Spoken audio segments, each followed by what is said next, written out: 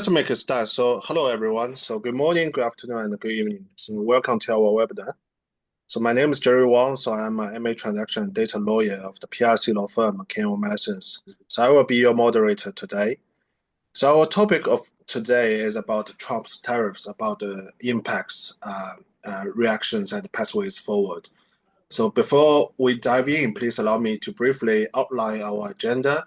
So first, we will begin with a deep dive into the current landscape of the Trump's tariffs, their implications for global supply chains, and also the strategic responses from both the US and the China perspective. Our expert speakers will then explore their actionable insights for business navigating this turbulent environment. And finally, we'll open the floor for a live Q&A session. So we are honored to host two senior experts in international trade and policy today. So Mr. Mark Shang, your old friend, a leading authority on China's legal and business environment with decades of experience advising multinational corporations on cross-border challenges. And also Mr. Alan McCharles, a seasoned strategist specializing in international joint ventures, global supply chain resilience, and geopolitical risk mitigation. So let's make a start. Let me change. So as many of you must know that reimposition of Trump's tariffs in April has sent shockwaves through global markets. So my first question goes to Mark. Mark, could you share your observation on the current situation from both and the China perspective? Yeah, so look, I think we all know that there's been this geopolitical tension, and people were talking about decoupling, and I always thought decoupling was not really realistic, and it's not really possible, and that only the very biggest companies like a Boeing, that the American companies in particular, but also Europeans, that's very difficult for them to decouple. So for most people, they're kind of stuck in this situation. But I guess Trump might be actually decoupling something like Boeing from the Chinese market. So I guess we've seen what's happened. I think, I'm not an expert on American politics, but it seems like it's a long held belief of Donald Trump that America has been a victim for the last, 50 years. Many of us think American has caused many victims around the world, and you wouldn't really think that they're the victim, but okay. And then the policy, I don't really know. Every day I look at it, I just don't really know. First day I thought, well, maybe he wants to boost US domestic manufacturing. He also wants to kick out, 20 million people. So I don't know who's going to do these jobs.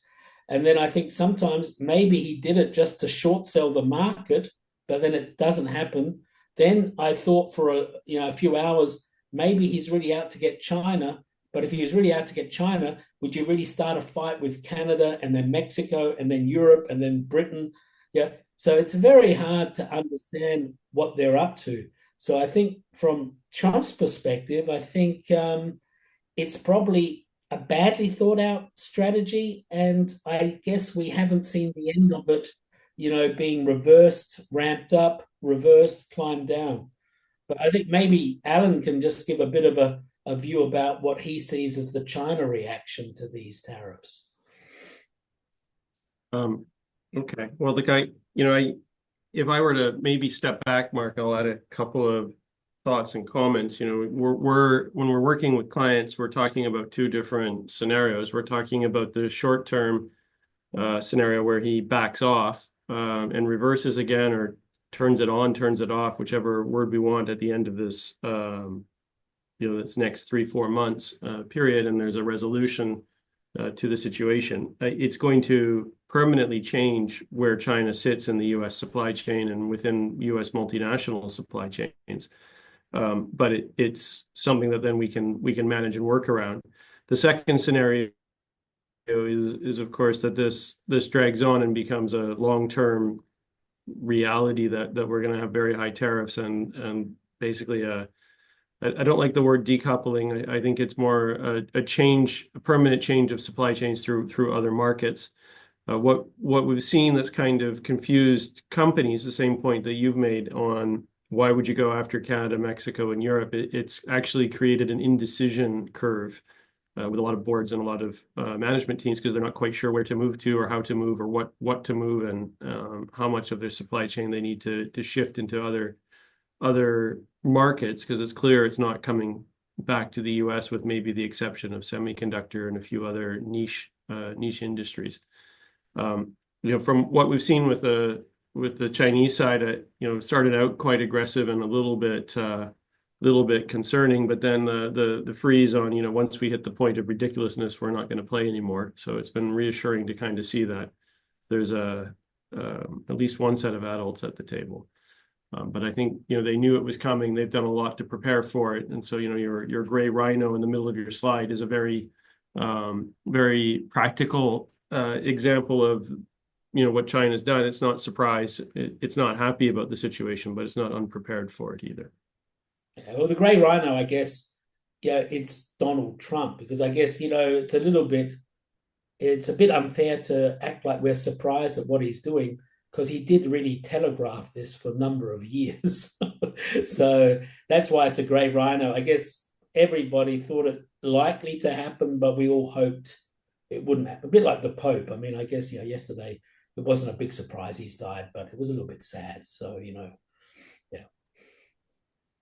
Yeah.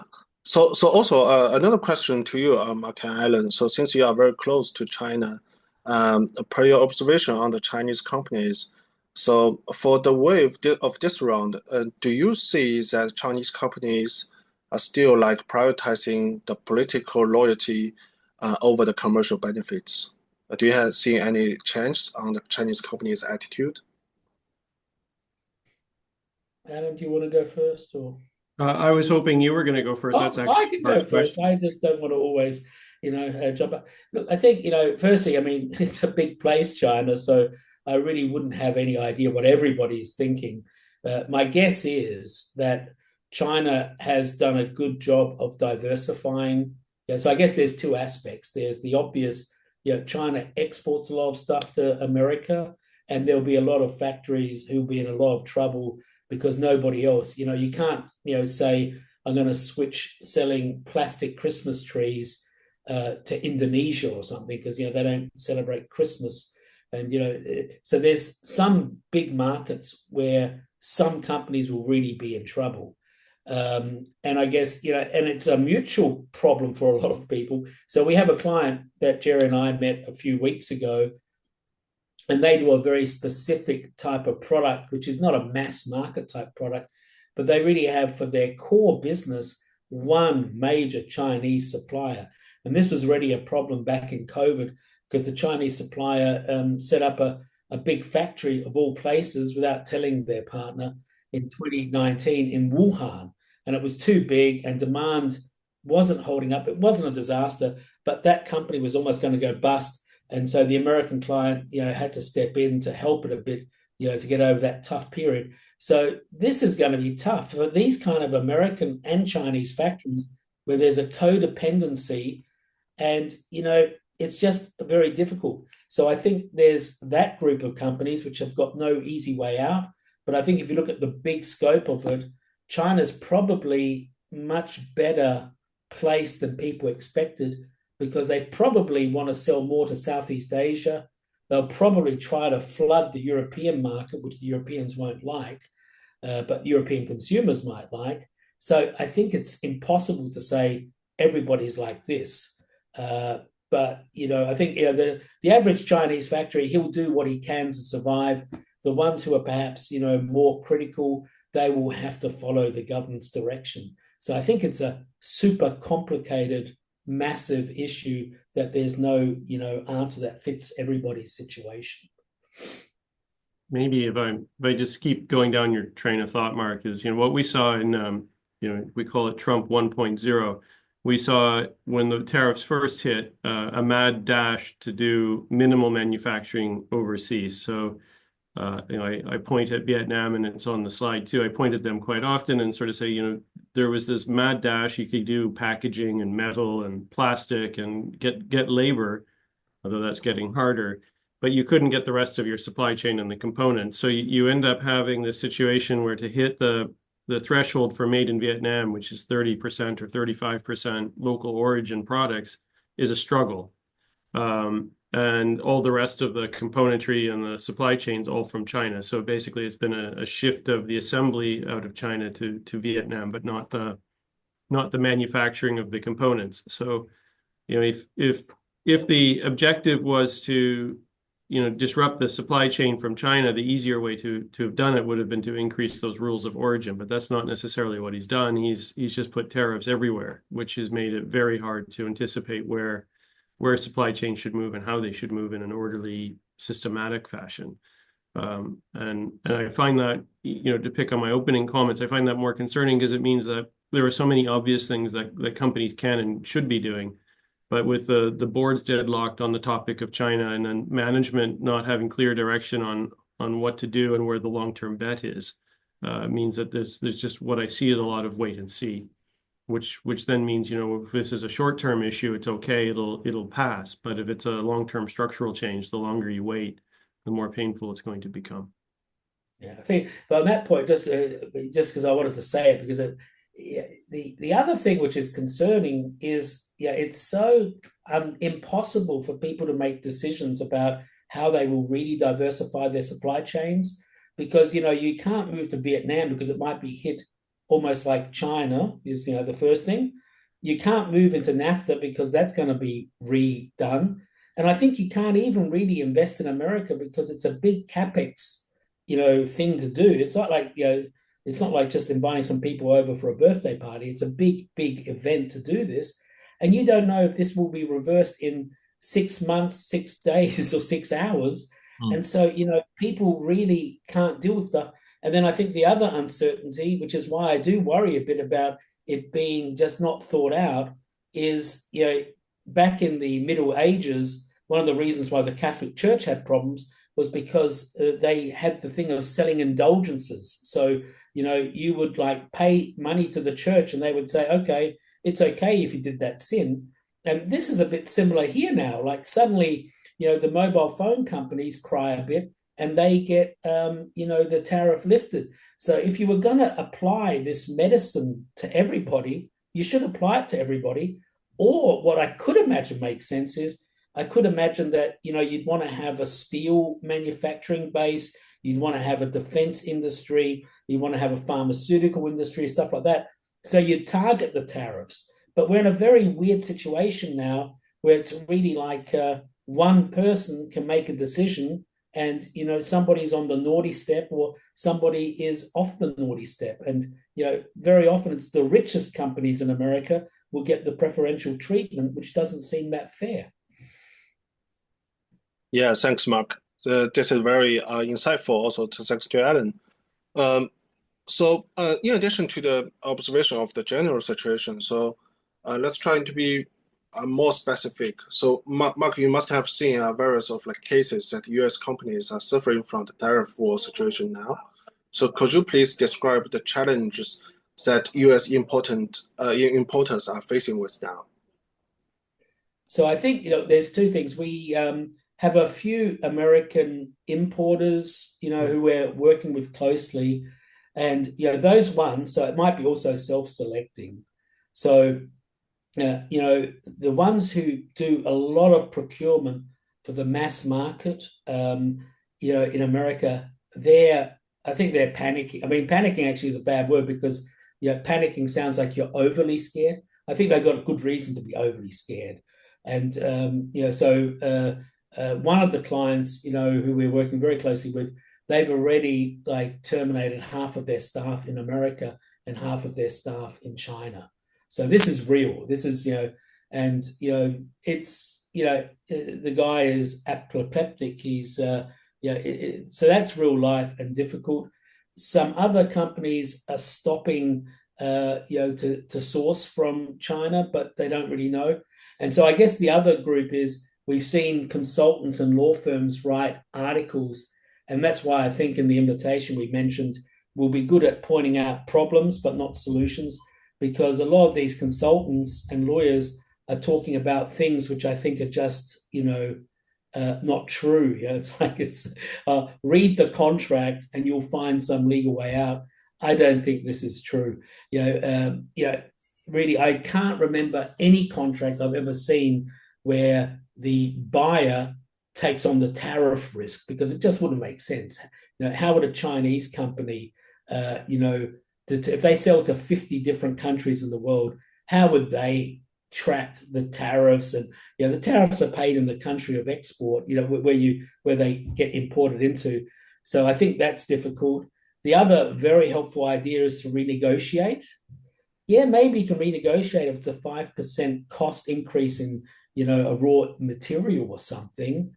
But how do you somehow cover up 145%, duty? And I think we also have to remember, the Chinese companies, they're normally working on, razor thin margins. It's not like the Americans, although Trump might say they're victims. I don't think they've been very generous. They negotiate hard, and most of the margins made by the American importer. So how are they going to transfer that pain to the Chinese supplier? It's not possible. So I guess, but I'll let Alan weigh in on some of those other issues. Not that I talk too long. I agree with all of that. I think what I would add that's not on this slide, one is we talk a lot about tariffs and what they do and their disruption. The other tool that's been used a lot in the background and often gets overlooked are things like the SDN list, so this specially or specifically designated national, which I'm just pointing at tooling and molds often stuck in China. If a company gets put on the SDN list, you can't talk to them, you can't get your inventory, you can't get your tooling or molds out of them unless you go through a government discussion.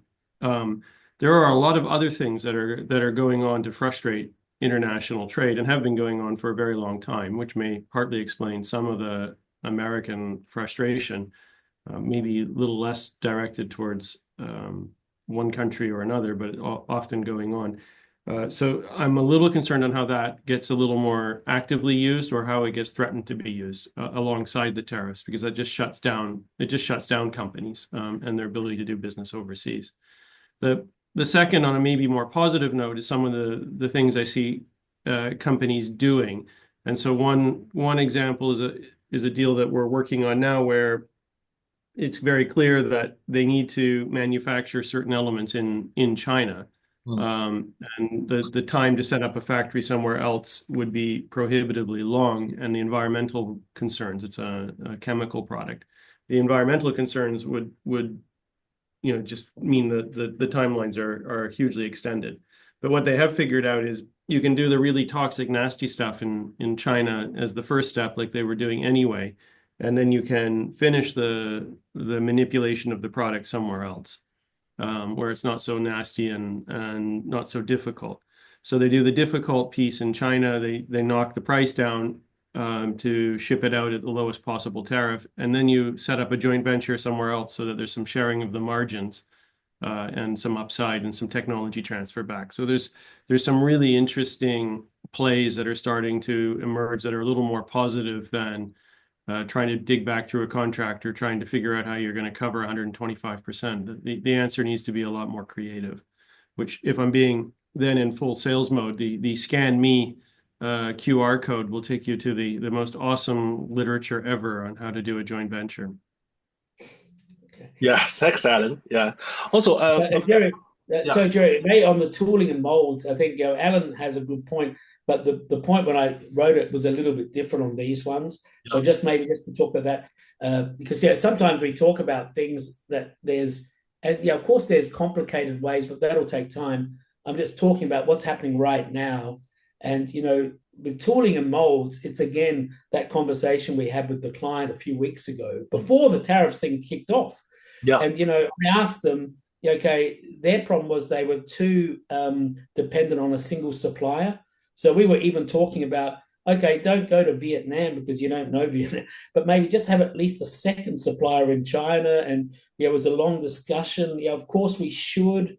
But, it's very much like giving up smoking. Yes, everybody agrees we should give up smoking, but it's not that easy to give up smoking, perhaps.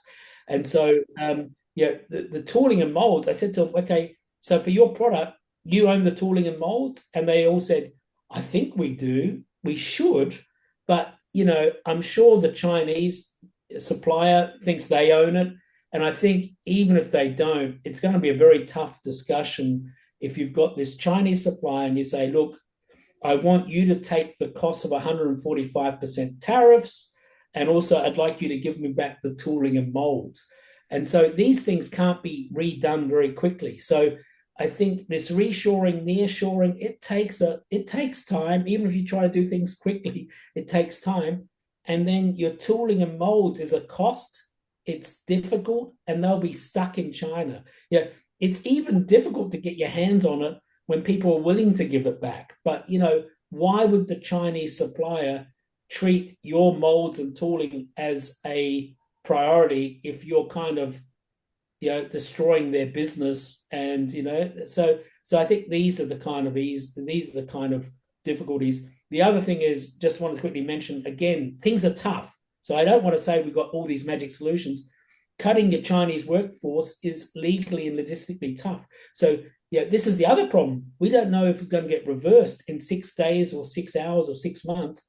If you terminate your Chinese staff, you're going to have to pay them severance. So in this other case we got at the moment, some of these people have been working there for 15 years, so they get like 12 months severance without going into all the complexity.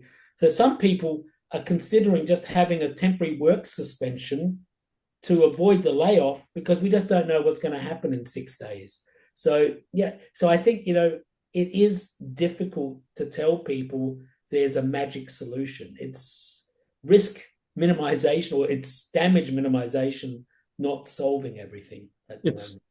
It's worse than that though, Mark, because if you when we were helping before the tariffs and we were helping companies move some of their operations outside of China, it takes 1, 2, 3 years to get the staff ramped up to the efficiency level that the Chinese staff are. And so you have this, even if you could move tomorrow and you had a factory sitting idle with employees and you had the tooling, it would still take them 2 or 3 years to hit the efficiency level. So you get the big price increase. And if you lay off your Chinese workforce and everything gets undone and we're back to normal next week, it'll take you another year to get them hired back up and trained, and you'll end up still having a 20% cost bump just on the loss of efficiency. So there's lots of really, really tough decisions. And what from a client discussion point of view, having a strategy that you can go to and that you're comfortable and is robust and you're going to be happy with in 5 years is actually probably more important than what do you do in the next 6 weeks. It's how do you position yourself for the next 10 years. And this turbulence, even if Trump turns it off, turns it on, this turbulence isn't going to go away. There are some structural issues underneath here that need to be addressed. And your comment about moving all of the production towards Europe might be good for the European consumer. Europe's not going to take it all, and neither is any other country. They just can't. It would wipe out their industry. So it's not that China gets to go back to the way things were. It's going to be some industrial adjustment needs to be made here too. Yeah, thanks, Alan. Thanks. Moving to the next slide is about potentially, but not very clear solutions, but it's most likely the difficulties. Alan, so how can companies ensure that their boards and management are aligned on actions related to the tariff issue, especially when there are strong personal opinions about Trump and China involved? What do you think? Yeah.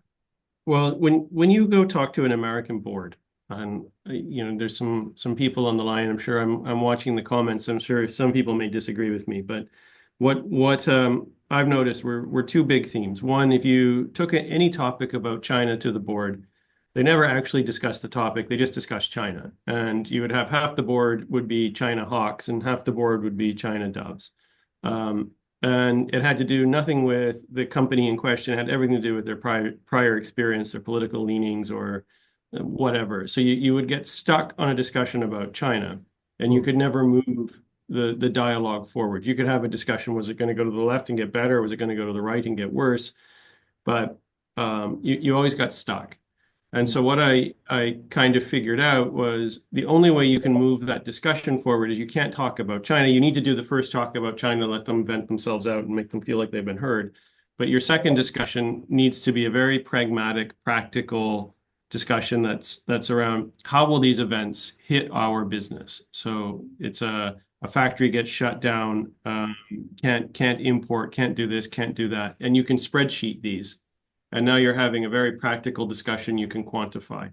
And then once you're down to that level, you're actually able to move decisions forward. So the first sort of comment to answer your question, Jerry, is Yeah. you need to let the board vent, but then you need to come back, a month or two later with very practical spreadsheet items that they doesn't talk about China at all. It could be global warming for lack of a better expression. On what are the impacts on the business and what are we going to do. So that's how you get the strategy laid out. So you're able to move forward with decisions as opposed to getting hung up on the political narrative, which is toxic and it just sort of freezes all of the discussion. Yeah, thanks, Alan. Thanks. So Mark, about the supply chain resilience, you also mentioned a point that the resilience requires like tough conversations with peers and suppliers. So what strategies can companies use to initiate, start or conduct these conversations with an effective manner? So I think, one of the things about, doing business in China is perhaps, at least in my experience, it's perhaps counterintuitive, but very often people learn a lot from their peers. And I think at the moment, people are scrambling to work out what to do. So I think it will, again, depend on who you are, what you're doing. So, if you're selling fashion or something like that, I reckon you're really in trouble. Probably you're lucky that a lot of that kind of stuff's moved to Bangladesh or something. But I think, the more consumer facing you are, and, where that product's going, it's very difficult. So I guess with the Chinese factories, I guess we've discussed it already a bit, but it will really be your first step will be to move away from having full dependency on one supplier. A lot of people have found this, comforting because that one supplier could go bust. So it might be that it's a big company, but maybe it's really going to be affected by these tariffs and it will go bust. So I think even if you're going to say that it's difficult to move your supply chain out of China, I think people who had the China plus one strategy are probably a little bit better off at the moment, I guess, is the issue. So I think, firstly, like Alan said, you probably have to have the board and management align on what are we going to do? How do we minimize the damage? And then talk to your suppliers. I think it was what Alan said a few minutes ago was a bit about, whether it's possible to have some of the tough stuff done in China and move some of the more simple stuff. But this is also not easy because, it's easy to screw up a product. And, I don't know if it's true, but someone was telling me this one factory in China somewhere was making shoes. And, they had 7 different international brands of shoe being made in that factory. But on the shoe, it said they were made in Vietnam because they were lacing the shoes in Vietnam. They're just putting in the laces. I don't know what they were doing for the boots. Maybe they were shining them or something. But, there's a lot of dishonesty in the supply chain. We've seen that with the TikTok videos. I don't know if they're true either. But I guess, for a lot of these American companies, it might be a bigger question than just the Chinese supply chain. Is it going to be possible to get a US company 3 years from now to pay $50 for like some kind of, thermos where the same thing without the brand can be made in China for $3? And, I think something which people won't see and maybe US companies have to think a bit about is their business model going to survive this tariff war? Because, if the other thing which might happen is the Chinese companies might just start flooding no-name products and they can swallow 125%. So, if you're selling a product for $5 and the American importer's selling it for $500, yeah, okay, that's a bit much, $100, then it's easy to swallow it. So, just think of all the kind of products where there's an outsized profit margin for the brand owner. Could we see something where these brands come under a lot of pressure because Chinese factories might just start pushing products which look exactly the same, have the same functionality, just don't have that brand on there?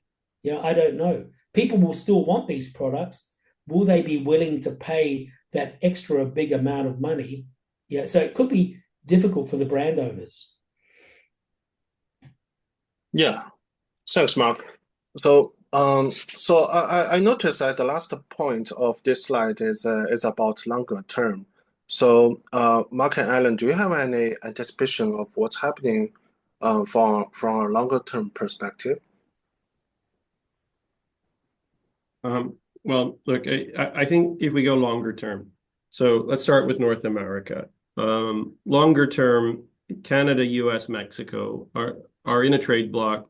Whether they become more deeply integrated or a little less is still going to be, relatively speaking, lower tariffs than rest of the world, or that's a logical, reasonably safe sort of hypothesis.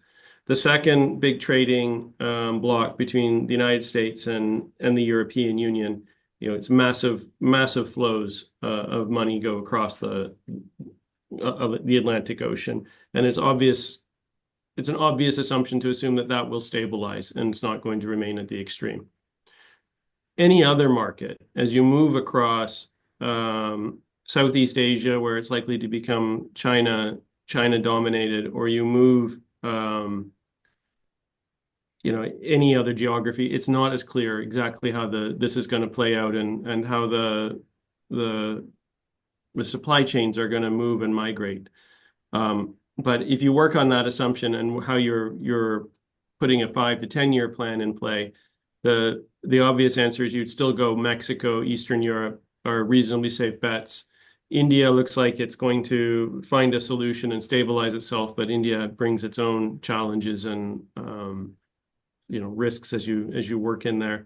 Southeast Asia is a question mark. We need to see how that plays out, because if it's basically Chinese product that's being stamped made in Vietnam, made in Indonesia, it's going to get probably vetted out as they figure out that the rules of origin are being violated and you can do something about it. So I would be thinking tactically in 5-10 year blocks, and I would be thinking, where's my supply chain?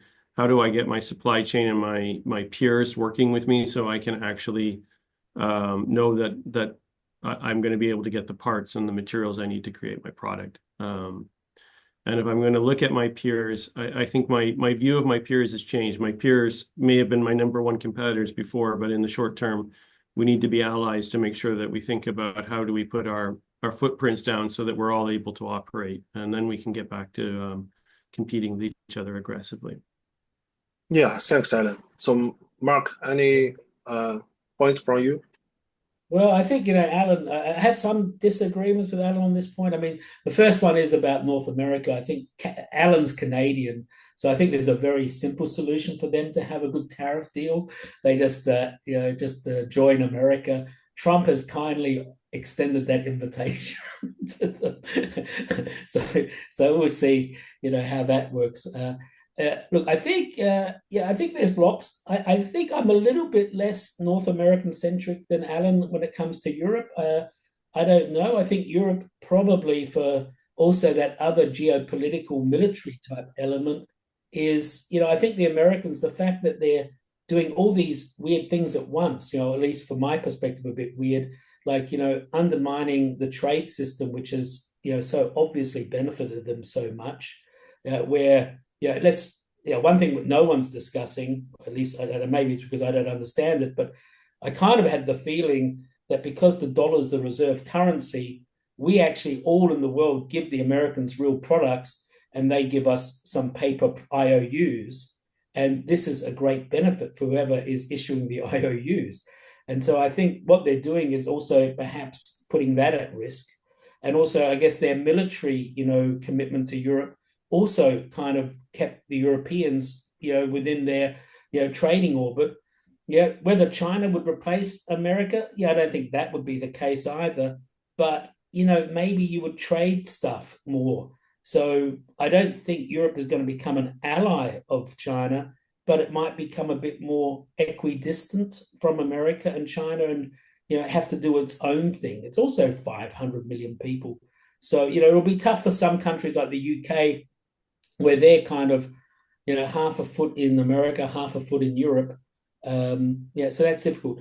So I think when it comes to supply chain resilience, or the solution, look, I think the big issue will be America and China are big economies, and boards will need to kind of determine who is in the mainstream. And we had a conversation with a German multinational about 5 years ago, and they were very heavily in the automotive industry. And they said, look, we will probably have a world where we have different blocks. And for some products, it'll be China for China. But in some products, especially in our automotive area, the US will be the outlier. Yeah, the US will be the smaller market, and we will produce in America for America, but China will be our global part of our global footprint. And so I think that's one issue. And then I think we're going to do an article, and maybe we'll do a follow-up webinar if people are interested. I think a weird thing we've seen, and I can't say it's like thousands of these cases, but some of these cases have led to American companies speeding up manufacturing or assembling in China for the Chinese market. And this is especially in consumer-facing goods. And, it's, again, the tariffs are a trigger for something which they should have probably been doing years ago, but they've been too lazy, distracted. It's a hassle. But so in cosmetics, there's like 10 good reasons to have some of the stuff being done, or most of the stuff being done in China. And I think the tariffs might just trigger it that you either do it in China or you leave China. It's one of those binary choices. Yeah, thanks, Mark. So moving to the next is about US suppliers, what they are doing now. So, Mark, you just mentioned about the employment arrangement, but could you please emphasize a little bit on the difficulties on handling the employment things in China, and also to address any other point you wish to explain for this slide? Yeah. So I think on the layoff of employees, firstly, just this is not something which would be termination for cause. Yeah, it could potentially be a mass layoff, but in all the years, being here in China or working in China, I think I've seen one mass layoff. Layoffs, it's very difficult. You got to talk to the unions. Yeah, it's a lot of work. So every company, unless you're totally bankrupt, and then people also, we've only had one case in all these years of a international company, allowing a company to go bust in China, so bankrupt, where you lose all control, and it's a big mess. So almost everybody in even that tough situation will do an orderly liquidation. So even in a case of liquidation, which is what we're talking about, liquidation is a cause for termination, but you still have to pay severance. And very few will liquidate. I think that's a topic we can discuss, but I'd say it's fewer than 1 in 20. So most will downsize. And then when you downsize, you've got to negotiate. So, severance, rule of thumb, it's 1 month per year, up to 12 months, depends. There's lots of different things. There's a cap based on 3 times the average working salary in that jurisdiction. And sometimes it can be more if you're not being paid so much, but it's a big amount of money. And if you're hurting, financially, that also hurts. And then also determining who you're going to terminate. And then as Alan mentioned, maybe you need to hire those people again or something. And I always remember there was this company, Best Buy. I don't know when that was. Maybe that was in 2010 or something. Best Buy set up in Shanghai in Xuhui district, or Shujiahui. And then they went bust within 2 years, I think, or they left in 2 years. And then all the employees migrated to this company called MediaMarkt, which is a German company, which is similar to Best Buy. And MediaMarkt only held it out for 6 months. So these guys negotiated their deals. So, they earned 2 years of salary just by changing jobs. So I think, firstly, sacking people, it's difficult in China. It's a negotiation for 90% of people. And as economic times get tougher, it is tougher to do it, and there's less local support. I guess the good news for most of these companies is they're in relatively economically viable places. So they're in Shanghai or Guangdong or something like that. So when we've seen people liquidating at the moment and, mass layoffs, we haven't seen any of the stories you read in the media of people being taken hostage. And, we've seen most people agree to reasonable severance packages. So, yeah, I know lawyers prefer to play the alarmist card, but I think it's actually been easier to terminate people than you would expect, given the economic condition at the moment. Yeah. Yeah, thank you, Mark. So, Alan, so actually you have mentioned about reroute. You have also mentioned about broader management discussions. So I'm thinking, I wish to have your insights about sanctions. So this is actually a quite tricky point, especially under some sensitive industrials. Companies may foresee there will be some sanctions imposed against them, but however, it is not entirely certain. So what's your view of for these companies to best prepare for the potential and maybe the coming like sanctions? Well, sanctions are particularly tricky. So, the things that we talk about that you can do to minimize those come to how you put your corporate structure together, where you put your operations, how you have trust set up with your partners, especially if both sides are aware that this is a risk. And given the range at which sanctions are being applied and what's being defined as sensitive, it's becoming increasingly important that you're able to build those trust-oriented relationships, because you may need to make some pretty radical changes very quickly, particularly when it comes to selling out or transferring ownership of assets to allow the business to continue. And we're also seeing coming the other way. Your slide says what are USA suppliers doing now? There's also what are Chinese companies doing, and how fast are they moving overseas, and how are they moving their supply chains? And that also creates opportunity to both avoid some sanctions and to build up some comfort. So at least with the Chinese companies that we've been talking to, we're finding a lot of them are trying to figure out how to relocate their supply chains to non-China countries, entire supply chains, in particularly for more sensitive items in automotive or other sectors that are expected to remain flashpoints. And whether we're talking Eastern Europe, United States, Mexico, they're moving wholesale.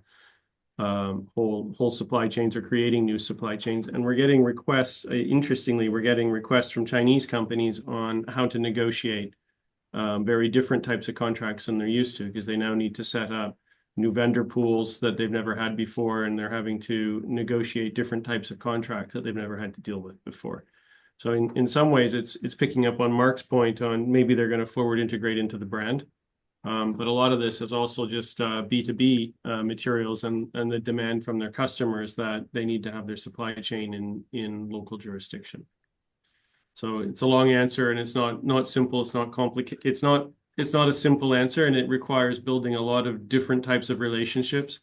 Joint ventures are one, so there's at least some ownership and cross operational aspects, but the ability to liquidate or remove a partner is not easy. And then the corporate structures and how it's spread across and how the ownerships are cut across. Mark can probably talk to that better than I can. But there's a lot of thinking if you think you're in the crosshairs of receiving a sanction or a SDN list or one of these other requirements that makes your life impossible. Yes, thanks, Alan. So indeed, sanctions never easy questions, and that's why. So we are keeping busy on the sanction-related legal services. Yeah. So I just had a thought when Alan was talking. It was something which I hadn't thought of before, but we had a few Chinese companies. We didn't work too heavily on them, but these guys were thinking about this, and this has been in the last 2 years. There were 3 separate companies I can think of, and they were very disparate. One was like an AI company that would do stuff with imaging, etc. It was a very successful privately owned company. The second company was a company that would do infrastructure testing, like they would do the testing. And then the third one was a valve company. They were selling valves. And all of these three companies had kind of had some initial discussions with us, but very much like the American companies, they knew that they should do something, or they thought they should do something, but it was difficult to do something. And what all three of them wanted to do was, how could we create a new company overseas that is no longer Chinese? Like we would control it in a way, but it would look different. Actually, there's a fourth one. A fourth one was a listed company in the US, but Chinese origin, and they were moving R&D to places like Singapore and Malaysia in order to protect themselves from geopolitical. So I guess there's a lot of work to be done. There's a lot of complexity there, and there would be probably a lot of stuff you can do to reduce the cost, either by technology license agreements, which probably don't fall under the tariffs. So there's a lot to be done, but I think lawyers or consultants will probably not be able just to give you the toolkit to solve it, but hopefully clients will talk about it and then work out new ways of doing things. And this might take a little bit of time, but you have to make sure that you're not doing something which is, evasion. You can perhaps reduce certain costs, but I think at least for us, I read about, American companies trying to sell stuff via Vietnam or whatever. None of our clients think that this is remotely possible. They're not going to, they don't think that the American customs guys are so dumb that they'll be duped like this. So I think this might be just more of a fantasy than a real way of doing things. Yeah, thanks, Mark. Yeah, we are actually under time pressure. So moving to our next and the last slide. So it's about the future and the short future changes. So Mark, if Trump were to revise the tariffs under pressure, so how quickly do you think the global supply chain could recover, and what sections would benefit from the most of it? Yeah. So I think here what I was saying is, this is my view. I mean, obviously, I haven't discussed with Alan what his views are. My view is Trump will probably reverse his tariff stuff, because I think the difficulty is he wants America of the 1980s, but America is no longer as central. Yeah, it's still the biggest economy, but it's not so overwhelming.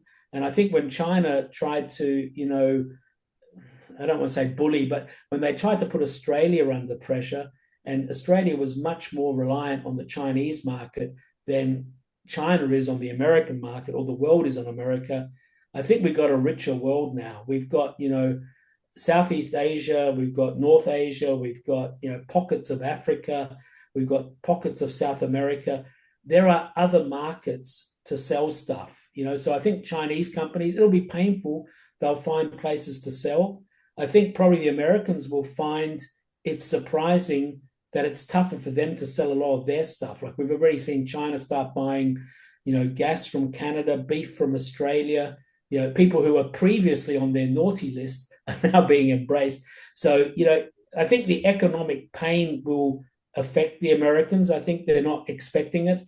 I think the other issue is, since so much is imported from China, and the importers, there are some importers who are going to make a lot of money on this in America, because they're going to just pass on the costs, but also just do an increase based on the input cost, and they'll just try to add more cost to consumers. So I think we'll see an inflationary spike, and it will also perhaps affect the dollar and many other things. So I imagine the big advantage we have is that we've seen that Donald Trump is quite willing to claim victory, even when it's hard to understand why it's victory. So he'll probably say, I've got a tariff deal. It's the best deal ever.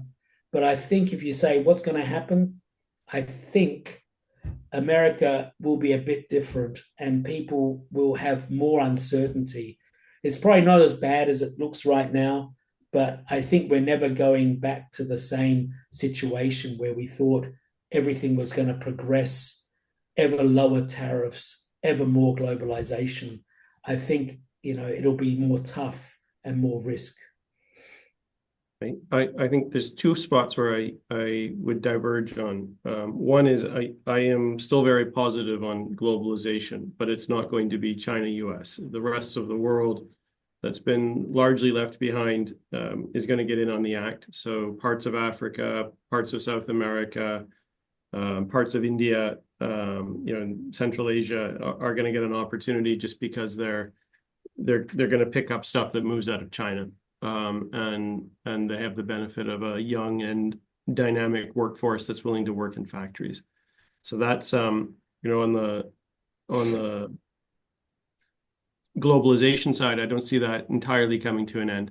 And then the second thing, from a Chinese point of view, the rest of the world, and particularly the big consuming part of the world, is going to push back on all this latent factory potential shifting and just being directed at another market. So China's got to change how it does business and how it approaches these other markets, and it's going to have to move more and more of its own manufacturing, either to third countries or to its trading partners, to continue to engage, similar to how the Japanese had to do in the 1980s and the 1990s.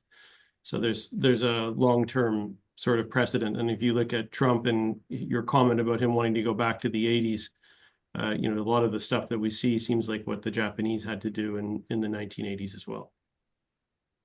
Yeah, I'm younger than him, so I don't remember the 80s like that. Yeah, I was not born at that time. Yeah, thank you. Yeah, given the time restraint, thank you, Mark and Alan, for both of you, for such a thought-provoking discussion. So to our audience, so if you have any questions, please submit them through the QA panel. So we'll address as many as time allows. So Mark and Alan, and do notice Selena has raised some questions. So first one is, what do you think will happen with U.S. Treasury bonds and US dollar denominated assets held by China? Mark, you can take that one. I'll take the second question because bond market's beyond my. I mean, I'm not an expert. I just would guess. I think the issue would be, I can't imagine the Americans are going to. I guess the background of this is the Chinese hold so many treasury bonds and this stuff, and if the Americans would default, I can't imagine the Americans can default. If that's a much bigger thing than the tariffs, then they won't be. They're a country that borrows a lot. If they would default, and I don't think they've ever defaulted, even in the Civil War, this would lead to people really not willing to lend money to America. So I can't imagine there's any chance of the Americans doing a default. As to the asset price, I guess it looks like, Donald Trump, if he wants manufacturing to go back to the US, I guess he likes a weak dollar. And I think in his first term, he didn't seem to be very anti a weak dollar. So maybe that means it, but I don't think it's something aimed at the Chinese. It would be just an overall, result of his policies that, he doesn't, really want to have a strong dollar. So give Alan a tough second question. Come on. Yeah. The second question is on domestic Chinese consumption. So I think there's two elements to it. One, we did see it expanding prior to the trade war. And at this point, what I'm just anecdotally seeing is we haven't got the data, and so much of the data points are no longer published. But anecdotally, it looks like Chinese consumers, because they're worried about their jobs, are tightening belts. So Chinese domestic consumption is not increasing at the moment. And then the second side of that is, part of the solution to this is to increase the Chinese domestic consumption, which would require policy change from the Chinese government. And the Chinese government so far has indicated that it's not partial to massively increasing the consumer consumption of China. It's got other priorities. So we'll have to see. But one of the responses to all this latent manufacturing potential in China is to start directing some of that to the domestic market. But so far, not seeing it. Can I field Antony's question? I saw that was a tough question. Can I field that? Jerry, can you read out that question? Oh, actually, it should be mine. Is it possible to access the recording after the webinar? Thanks, Anthony. Yeah. Yes, yes, it is possible. So I think we'll put this up on YouTube and we'll send everybody a link. And if people want the slides, we'll also send them a link for everybody who registered. Yeah. Okay. Given the time restraint, so if any of you have any further questions, please feel to reach out to any of us. So we're happy to discuss further about details about any like specific observations in any specific industries. So thanks, Mark and Alan, for joining our webinar today, and to all the attendees, thanks for bearing the whole hour with us. So hopefully we are providing a very helpful insights to you. So look forward to our next version, the next episode. So Mark Allen, so anything? Thanks a lot, Jerry. Yeah. Thank you. Thank you. Take care.